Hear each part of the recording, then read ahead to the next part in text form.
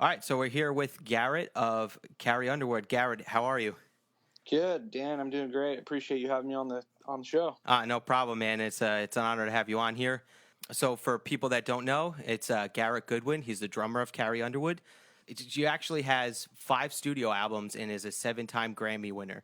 Just to kind of start this off, what is it like playing for such like a high profile and popular country artist? It's great, man. It's definitely a dream. I never thought that I always hoped, but never thought that I would make a living playing drums, much less for a top artist. And touring around, playing shows, and all that comes along with that is amazing. There's nothing like it. Mm-hmm. So now, just go over the backstory because it's just crazy to think that someone could just be a part of just a band or a musician like that. How did you get the gig? What was it like? Fate that happened to bring you there, or did you have any connections, or it just a lot of hard work? What was it? Yeah, I think a little bit of all of that. I moved to Nashville when I was 17, and it's all about right place, right time, meeting the right people, networking as much as you can, mm-hmm. and on top of having the ability. There's a million guys that have the ability, but there's a lot more that come along with that. Mm-hmm. I moved to Nashville when I was 17. I played in some local bands, some other touring bands, and then when I was 19, it's crazy how it happened, but I got a call to go try out for Carrie, and I went in, played a few songs, and a few weeks later, basically got a call back, and the rest is kind of history from there. It was a moment where I was in the right place at the right time, doing something that I didn't even really want to be doing mm-hmm. at the time. So it's wild how it works out, and it's all about just taking every gig you can and on and on. So mm-hmm. Yeah, now I've been there for more than 9 years. So mm-hmm.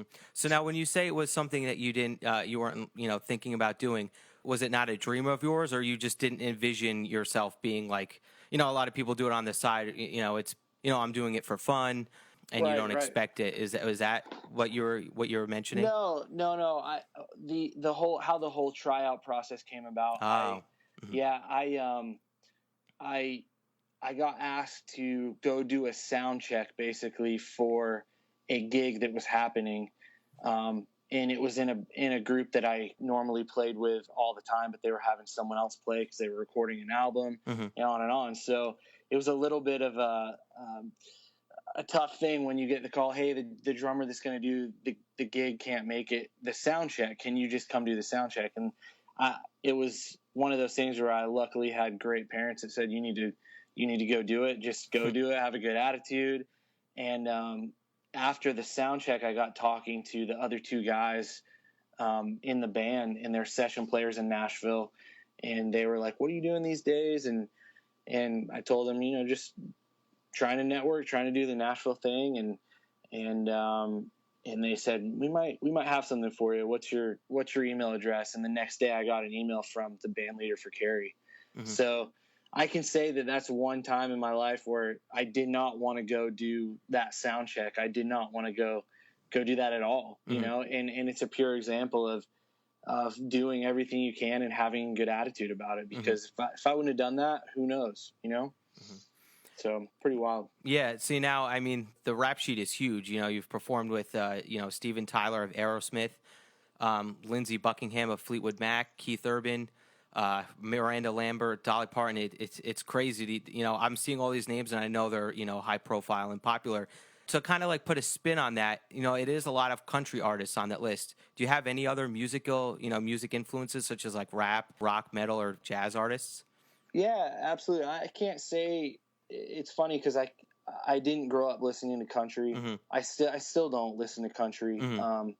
I've learned to appreciate country in certain aspects of it and certain artists, and I respect that absolutely. But I listen to everything but country. I listen to rock and pop and rap, and I think that you can kind of see that in my drumming. Mm-hmm.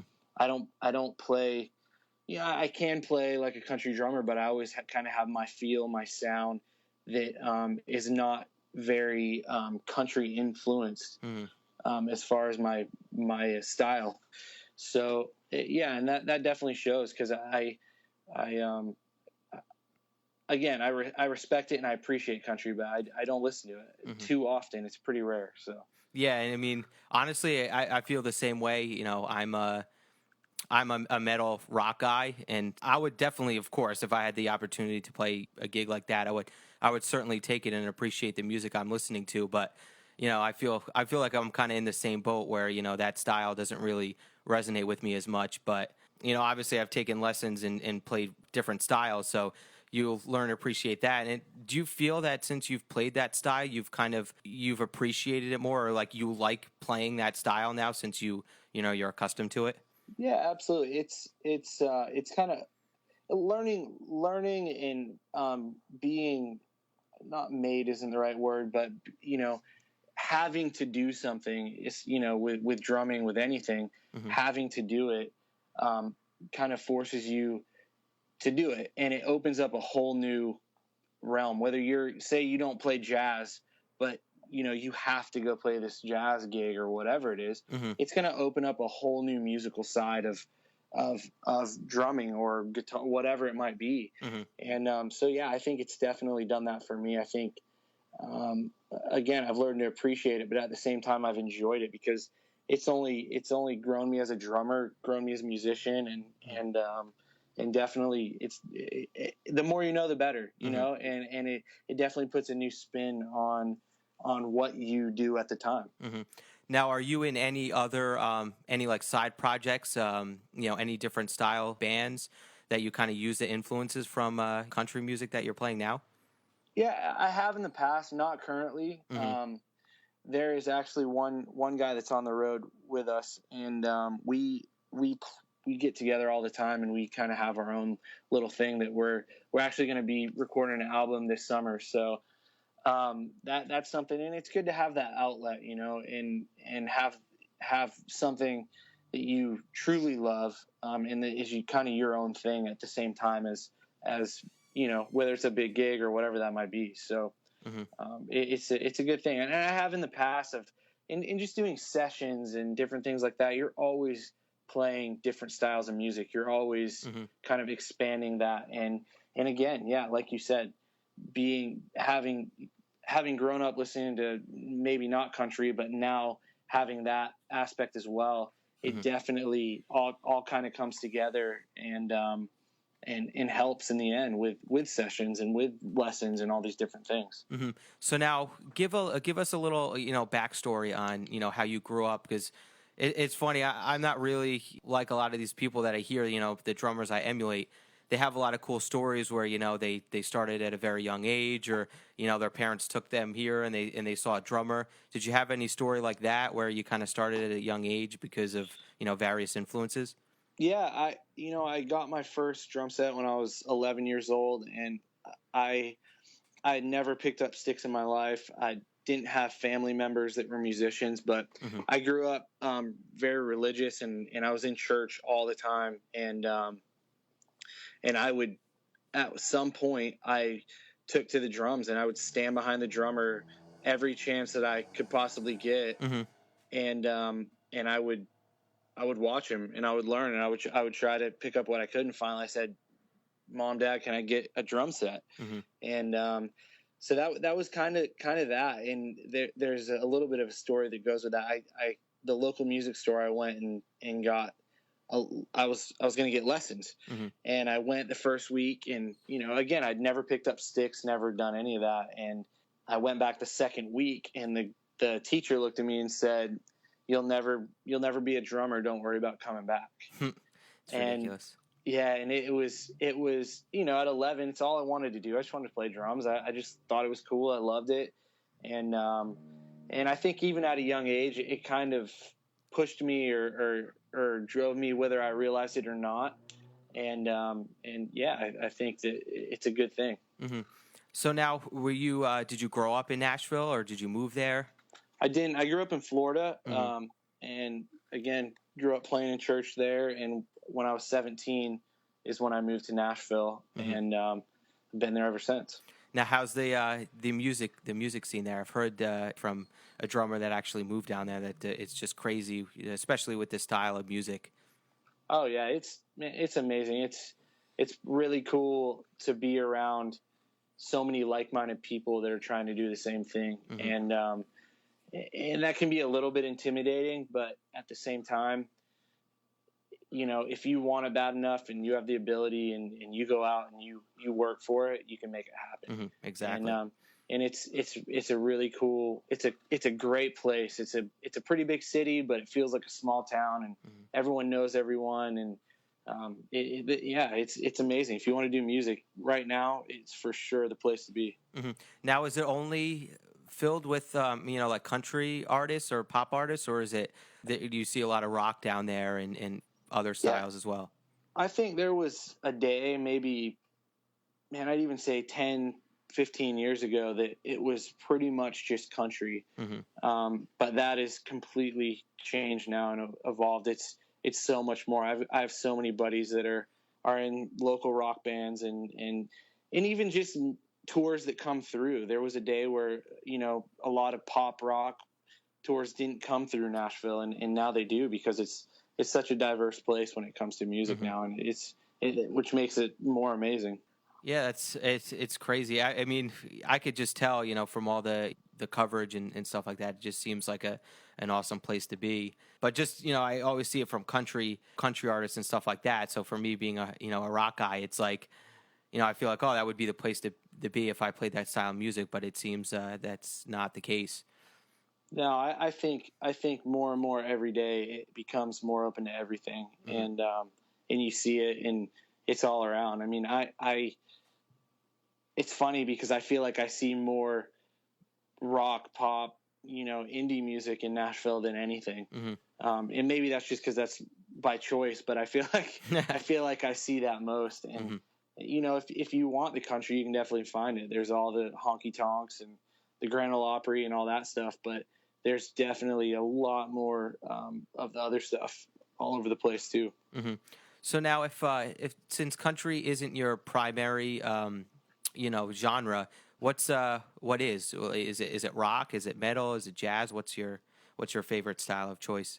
I'd say rock and independent music. I'll sit and I will dig and dig and dig and just find bands that I've never heard of, and on, because I just appreciate it. And I guess you'd call it indie music. But yeah, definitely more on the pop rock side. Have never really gotten into the metal thing. I get it. It's cool. It's cool for a little bit, but for me, I can only handle a little bit of it. So you're the man.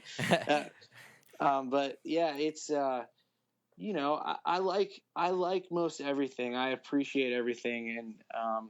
And there's just so much good music, and it's crazy because I feel like having that open-mindedness to all music as a musician really opens your mind up as a musician and can exceed your ability a long way. Just being open-minded to that, Yeah, exactly. So, off the top of your head, what are your top 5 artists? Oh my gosh, man, that is a tough question.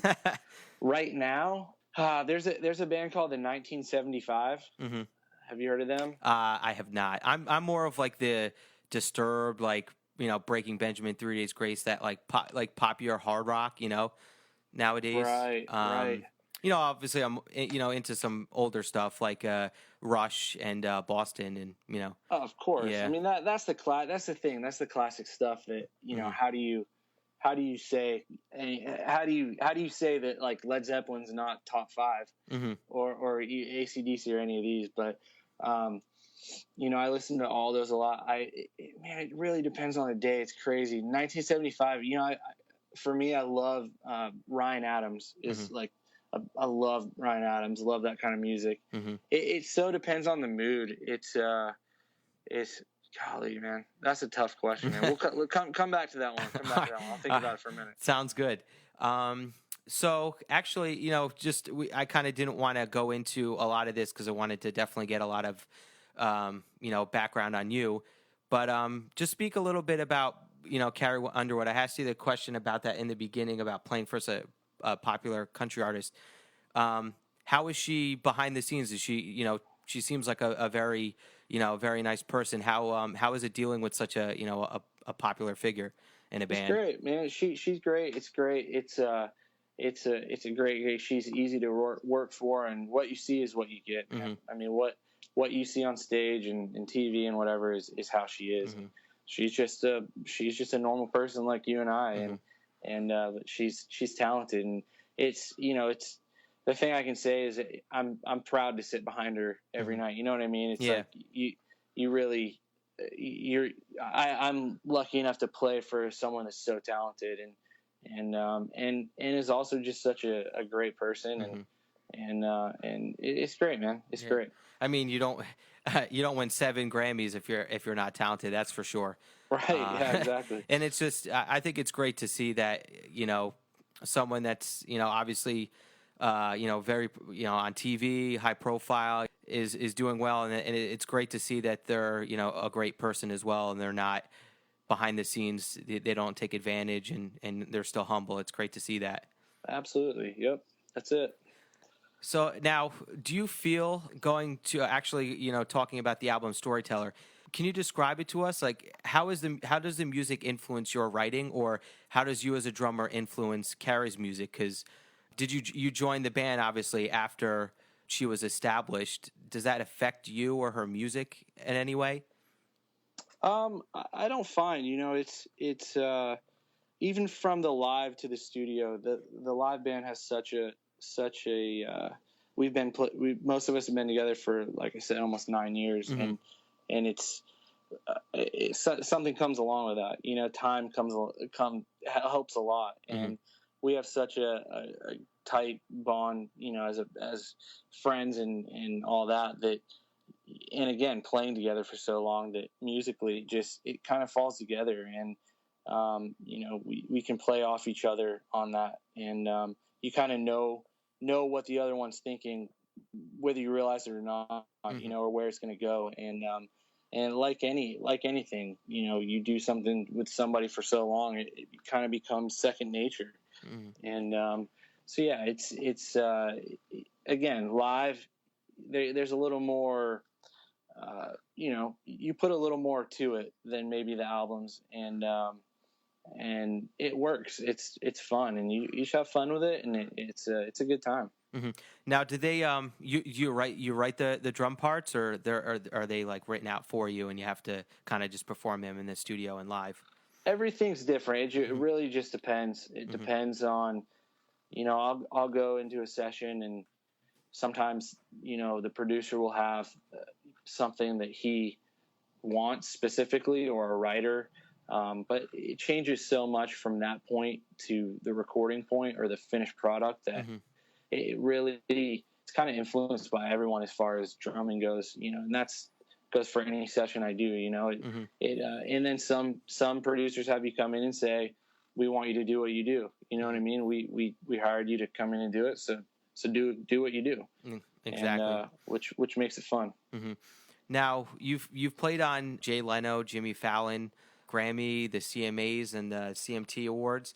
Is there any specific show that sticks out to you, kind of over the other, the others? Yeah, I mean, they're all fun. They can tend to run together, kind of like arena shows. It's people say, "What's your favorite arena to play?" And it's like, well, they're all kind of the same, So it kind of runs together. But those shows, Jimmy Fallon is obviously the hang and just the whole thing backstage is like what you see on TV. To me, he's got the best thing going as far as late night shows, and it's kind of the same vibe backstage, and it's always fun to do, again, for me, shows like the Grammys and things like that, because it's not just the country genre, which the CMA, ACMs, all that stuff is fun too, because you see all your buddies from Nashville. But it's cool to do the things like Grammys and things like that, because you can make some of those relationships of LA guys and all that. And I'd have to say, as far as late night, Jimmy Fallon sticks out, and as far as the other award shows and things like that, I can't, doing the thing with Steven Tyler and then the thing with Lindsey Buckingham, it's like those were kind of, those stick out to me because obviously we got to play with those guys, Exactly. Which is unbelievable. So I always think about those when people ask me that question. So it's fun, man.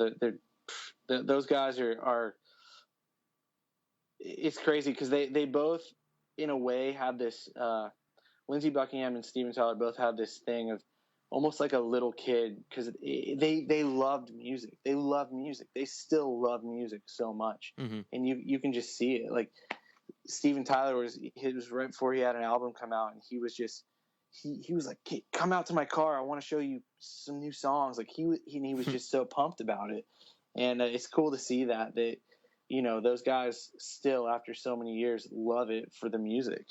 And I appreciated that more than anything. Yeah, I think that's the one good thing about this, business. I think the passion's got to be there, and I think with music, it's more about passion and the love for what you do than making money. Because obviously, we all know that making money in the music industry nowadays is really hard. So you gotta love what you do. Absolutely, yep, that's it. Actually, kind of wanted to go in a different direction. You're actually a drum instructor and a coach. How did that? Did you start that later on in your career, or how did that work? How did that start? Yeah, it's really been in the last, I'd say, year and a half that I've started doing that. I never thought it was something I would do. Like I said, I never had lessons, and so I always say I don't know how to teach, and so I started doing. I got asked all the time, "Can you give me lessons? Can you give me lessons?" And then I finally went, "You know what? Yeah, I'll do it." So, and I put a different spin on it. I try not to do the typical, all right, let's sit down and learn rudiments and things like that, because you can go on YouTube and learn all that these days. And I try more than anything to do lessons in a studio, and I'll approach the lesson like a studio setting, and I'll throw songs at guys and talk about, charting out songs during a session and walking in and having the right gear and you know what I mean? Like I kind of approach it that way in a real life setting, whether it's sessions or live or whatever.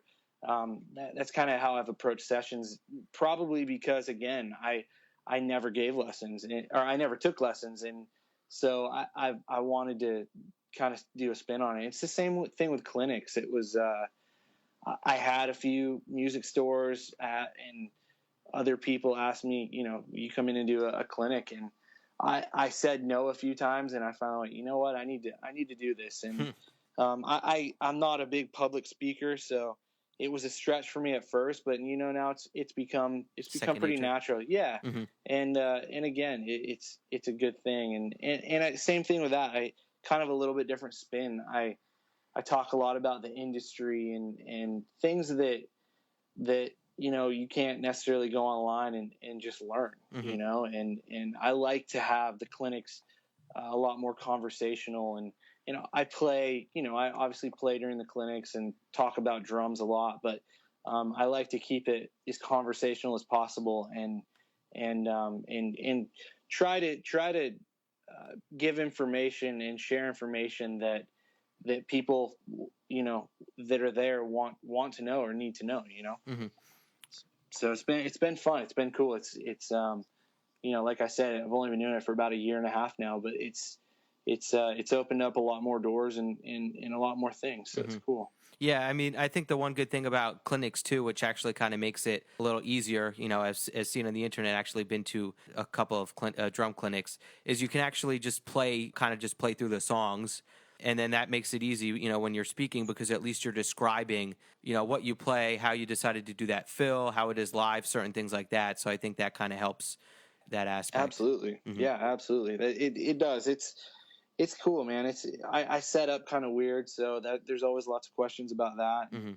And so, playing certain styles with a certain setup and all that. So it's good. Now I see that you play with like a huge bass drum. It's not doesn't look like it's a normal 22-inch. No, I use a 26, and Mm-hmm. I use two floor toms basically as toms. I use a 14 and a 18. Mm-hmm. So I like big drums. I use big cymbals and all that. So Mm-hmm. I like that sound. I like the for obviously for certain things. If I'm in a session or whatever and it calls for something else, I'll use something else. But when if I said I had a sound, it would definitely be big drums, Mm-hmm. and it's fun. I enjoy it. Now, would you say that the 26-inch bass drum is more for like country music, or is that something you picked up, or you just decided that you liked the bigger drums and you just went for that out of the, you know? Yeah, I don't think it was a country thing at all. I Mm-hmm. think that country guys actually, maybe more now, but used to go smaller. Yeah. And Mm-hmm. Abe Boreal Jr. is a big influence on me, and he uses big drums, and I think I loved it, so I applied it and made it work, Mm-hmm. and now I think I know it works. It works great, Mm-hmm. and with Carrie's music, it works great. So and I enjoy it. So if I can apply, what I love and what I would naturally be drawn to, then it's even better for everyone. Mm-hmm. Yeah. So now I've actually never heard of Abe before. For someone, for the people out there that don't know him, can you describe why he is your biggest influence and kind of like what makes him so great? Right. Yeah, Abel Royal is he plays for Paul McCartney now, Mm-hmm. and so that says a lot. And it's so much. It's about feel. Mm-hmm.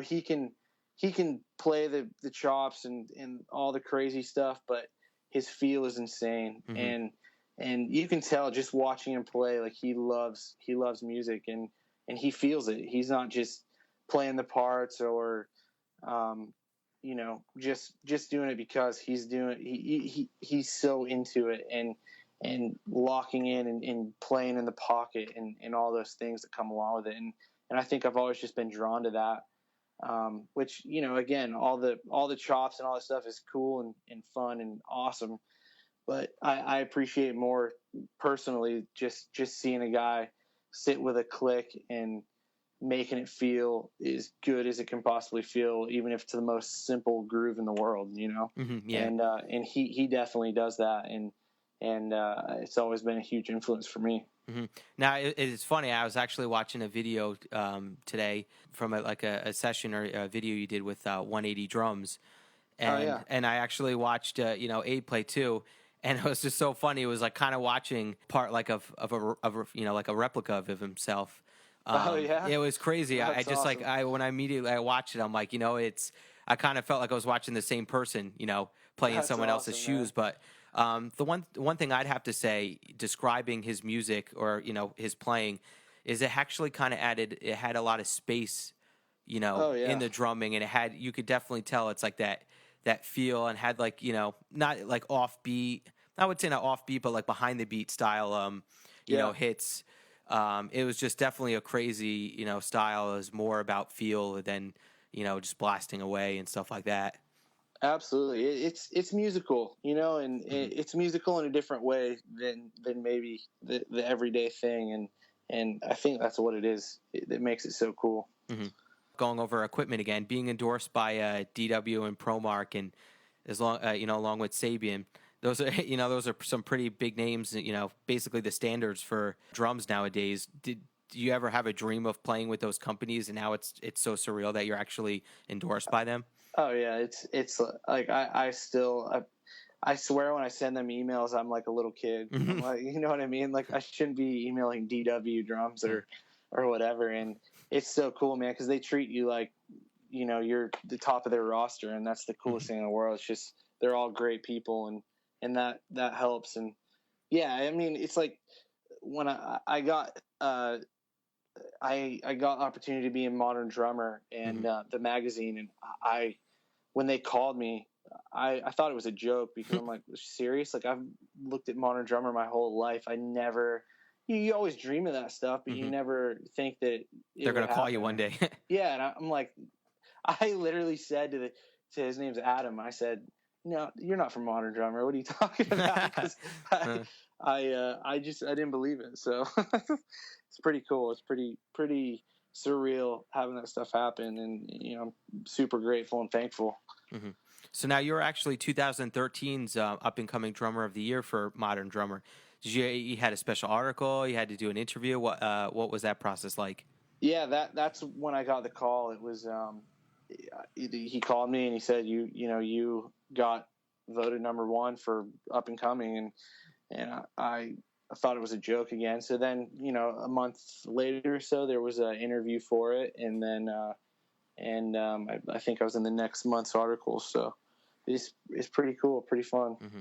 Yeah, that's crazy. It's so funny to look at this list and just, if someone was just looking at your rap sheet, it's like, all right, so I've definitely heard of all these, shows, all these artists. As a drummer, DW, it could only be a dream to, play for a company like that. And, Modern Drummer, that's basically the magazine for drummers. So you've kind of got a, definitely impressive, background. It's just crazy. Absolutely. I'm thankful, man. I'm blessed. Mm-hmm. Yeah, honestly, I don't see how you couldn't be. That's, like I said, that's just crazy. Like you said, you didn't really, who would have thought, you'd have a gig with Carrie Underwood and then get a call to saying that you're an up and coming drummer, for Modern Right. Drummer. It's crazy. Absolutely. So now actually, just to kind of like go back, because I had the opportunity of taking lessons with a local here in Whippany, New Jersey, Joe Bergamini. Now, he was definitely, a great guy, definitely an awesome drummer and instructor. Do you emulate any specific drum instructors? Do you follow like a specific curriculum with your students, or? I don't. Like I said, I kind of I like to, there's certain guys that come in, or kids that come in, and they're brand new and they've Mm-hmm. never picked up sticks, just like I was. Mm-hmm. And so I just start with the basic stuff, and I've never followed a curriculum or program. I don't get a lot of, new drummers. I get a lot of guys saying, hey, what do I need to do to get a gig and be in a band, and can you watch me play, and I kind of go about it that way, and then we work from there. Some guys, I've had guys come in and I go, I don't know what to tell you. You're amazing. And so then it's a lot about the industry Mm-hmm. and connections and networking, and you kind of find out that they're completely either not approaching that the right way, or they are they're not doing it at all. They're sitting at home every night. Even if they live in Nashville, they're sitting at home every night and they're going, why am I not getting called for a gig? Mm-hmm. And it's like, it sounds simple, but there's a little more to it than that. Mm-hmm. So, and then guys that, we'll see where they're at, and I'll say, we need to work on this, and this. And it's pretty cool, because, I work with a few guys over and over, and just watching them grow, and guys that when they walked in, I would have said there's no way you could get a gig right now, and then now they're on gigs. Mm-hmm. And it's pretty cool. So I try to approach it that way rather than just a curriculum or a specific way. Because again, and I think it's a great thing. I think it's a needed thing. But mm-hmm. I think that if I'm going to give lessons, that's not my specialty, I guess you would say. Mm-hmm. I don't think I would enjoy it, mm-hmm. and that would obviously relay onto the kid or the person, and they'd go, he's not enjoying it. But when I do it in a studio setting and we record drums and then we listen back and talk about it, and mm-hmm. and figure in, so they can hear, okay, you're right, I'm not playing with the click, like I'm rushing like crazy or whatever it is. Mm-hmm. I just enjoy that more, and I think it's more real world. All right, I can use this, I can work with this, because at the end of the day, I want to do this for a living. Mm-hmm. So it's kind of how I approach it. Mm-hmm. Yeah, I mean, it's cool because there's a lot of drum instructors or guitar instructors out there that it's basically just learning your rudiments, your scales, maybe practicing a couple of songs. You kind of take it in, kind of like a unique approach that it's more of, all right, we're going to be recording drums, we're going to be playing drums. You would need to play drums to be in a band, to be in a touring band, a recording band, and also going over the music industry and how you can get gigs. It's pretty cool. Yeah, absolutely. Absolutely. So now the music industry coaching, do you have any, say if you were just to give someone a quick insight, do you have, maybe like a top 5 tips or, anything that comes off your head that you would immediately tell someone or give them, as like their first advice for, kind of making it in the music industry as a drummer? Yeah, I mean, I've said it already a couple times in a way, but networking and making the connections and those are definitely 2 huge things.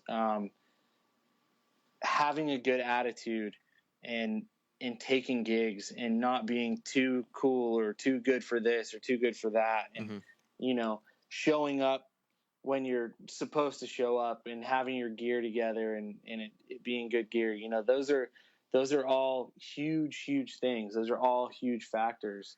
And those are definitely 4 or 5 things that are key. Because like I said, there's a million guys in Nashville that are trying to do the same thing. Exactly. And can sound intimidating, but if you have all those little things that come along with it in a row, and you work hard and connect and get out and network and keep up with relationships and all that, then it's going to work out for you. I mean, I still do it. I still you're your own business. You know what I mean? Exactly. And you've got to keep that going. I'm thinking about next year already. I'm thinking about, all right, what am I going to do next year? What can I get set up right now that so I don't get to January and go, oh shoot, what am I going to do this year? So you're your own business. You've got to think of it that way. So, you've got to advertise, I guess you could say, and do all those things that you would if you had your own business. So that's kind of how I look at it. Yeah. And that's the one thing I feel that it's a good opportunity that we have, Twitter and Facebook and all this social media that you can promote this stuff. But I just feel like a lot more people in bands, like they might not be making money, with the records, but I feel like that's the opportunity for you to get more money or to get yourself out there, is to creating a brand for yourself and promoting yourself, obviously, along with your band. But I just feel that nowadays you definitely have the opportunity and the ability to do that, and you definitely should. Yeah, I mean, it's amazing that we have all those things. It's amazing that we have Twitter and Instagram and all these things that you can pretty much reach out and contact anyone you want, any peer, you know what I mean? And that's an amazing thing that wasn't, that wasn't very long ago. And yeah, I think that, I talk to guys a good bit that are older, and they go, man, it's not me. It's not me. I don't want to do that. I go, but it's what's happening. Yeah. And you've got to keep up with what's happening. You've got to keep relevant, and whether you like it or not, it is what it is. And like for me, I don't like self-promoting. I'm not a big self-promoter, but you've got to figure out your way of doing that, whether it's in a humble way or whatever that might be, you've got to do it because it's how you get work these days. Yeah. And, so yeah, it's definitely, but at the same time, it's such a cool thing. At the same time, once you wrap your head around it and go, man, I can literally email my favorite drummer, and there's a good chance he's going to respond to me. That's a pretty cool thing. Yeah, I mean, it's crazy that I can connect with you on Twitter, and here I am, Skyping you from. I'm in New Jersey, and you're in Canada, and we're having a conversation. It's crazy. Absolutely. Like I said, I feel like these things need to excite you more than kind of get you down or have you kind of push them to a side, being like, oh, I'm not that type of person, or I don't use cell phones. I really feel like this stuff should be exciting because it's just another tool that you can use to, help yourself. Absolutely. Yeah. I mean, well, it's like these kids that are on YouTube and all of a sudden they're the biggest thing out there, like that says it all right there. That wouldn't have happened 15 years ago, or that would have never happened. And now they're the biggest stars and whatever you want to say. So I mean, cool. Justin Bieber, there you go. got discovered for YouTube videos, and there's people out there that, if you told someone that didn't know, they'd be like, wait, they just sit on YouTube all day and just describe playing video games in this weird, awkward way, and they're getting millions of views and money for this. It's crazy. Yeah, millions of views and millions of dollars for that. It's pretty wild. Yeah, man. it's awesome, but it's basically it's television. It's just a way of kind of creating your own TV show and promoting yourself through that avenue. Absolutely. So now, just a quick going back with the gigs. In the beginning of your career, is that what you did? You kind of just took every gig you could, and did you fill in? Did you fill in and join other bands, or was it a lot of gigs with like certain bands that you were in and out of? Yeah, I played consistently with one band. It was called By the Tree. Mm-hmm. But I was constantly doing just kind of one-off stuff whether it was a showcase or a session or going out for a weekend with this band or this artist. And I still do that stuff when I'm home.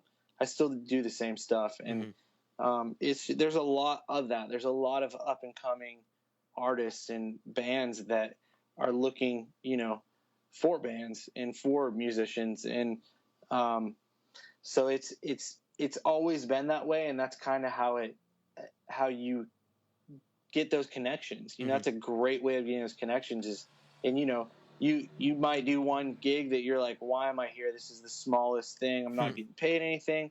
But those are the gigs that there's one person there that heard you, or there's, one person you met and they go, man, I want this guy on my session, or I want this guy in my band, or whatever it is. So that's why I say, take everything you can while you're trying to grow your resume and doing all that, because it's huge, and it goes a long way. Whether you realize it or not at the time, it goes a long way. Definitely. So are you ready to answer the top 5 artists, your influences? I don't know if I'll say top 5, but you should say top 2, or name 5 even. I'll name some bands I love. I love Tame Impala is a band I love. Gosh, man, this is Arcade Fire. Arcade Fire is a band I love. I've definitely heard of them. Yeah. Probably a smaller band, Hammock. It's more of just kind of vibing. I don't even think there's lyrics on this stuff. I'm just naming bands that I love right now. I can't even say they're top 5, but there's a chick artist that came out. It was called Wild Bell. And it's really cool. Cool album, vibey album. I just like vibe. I like vibey stuff. I like musical stuff that's just maybe not the norm, not the everyday. Yeah, I mean, those are some bands. Like I said, 1975, Ryan Adams. Need to Breathe is a band that I really like. Yeah. St. Lucia. I can go on and on. Yeah. So. It's funny because, I've heard of Carrie Underwood and Arcade Fire, but I've never heard of any of those bands. So it's funny how those things, tie together. Yeah, absolutely. There's so much good stuff out there. And like I said, I just sit and I dig and dig because I love finding stuff that's not necessarily on the radio. You know what I mean? Exactly. So actually, to wrap it up here before we get to some plugs, do you play any other instruments? I don't. I wish I did. I know that's sad to say. I've always said I was going to. I can play a little guitar, but very, very minimal. And I will get to it one day. Well, I mean, to tell you the truth, the good thing about that is, it's probably best to master one instrument before you move on to another. So right, absolutely. And then part 2 of this question: if since you don't play any other instruments, if you weren't a drummer, what other instrument would you play? Bass. I'd be a bass player for sure. Yeah, I wish I could play bass more than anything. Really? Yeah, I just it's unique because you don't really hear a lot. It's mostly guitar, or vocals. And again, it goes back there. It's feel. It's all about feel. And I realize what goes away when the bass stops. In the way, probably because I'm a drummer. Between bass and drums, there's the feel. And to me, the bass player adds so much to that. And I just think it'd be the coolest. And I will one day. I'm gonna play bass. So do you have any plugs? Tell people where to find you, or any the instruments you're using, any gear that you'd like to shout out. Let us know. Yeah, man. GarrettGoodwin.com. You can find everything there. I'm on Instagram, Twitter, Facebook, all that stuff. Mm-hmm. All the companies you mentioned: DW, Sabian, Remo, ProMark, Drum Tax. I don't know if you've heard of Drum Tax. Oh, definitely. It's actually kind of a coincidence. The drummer that I knew from Tennessee, he actually was endorsed by that company. Oh yeah, I mean, they're the greatest thing. I know it's just a small thing, but those things have changed a lot for me, and it's a cool thing. Mm-hmm. But yeah, there you go. For everyone that wasn't listening or catches it at the end, this is Garrett Goodwin, the drummer of Carrie Underwood. You can find him at GarrettGoodwin.com, Facebook.com/musicpro, Twitter.com/GGoodwin, and Instagram.com/GGoodwin. Thanks, Garrett, for your time, and it definitely was an awesome interview. Hopefully, we'll have you on soon, and we'll check out one of your gigs in the near future. Absolutely, Dan. Thanks for having me. You're welcome. Talking with you. All right, thanks. See you, buddy. All right, bye.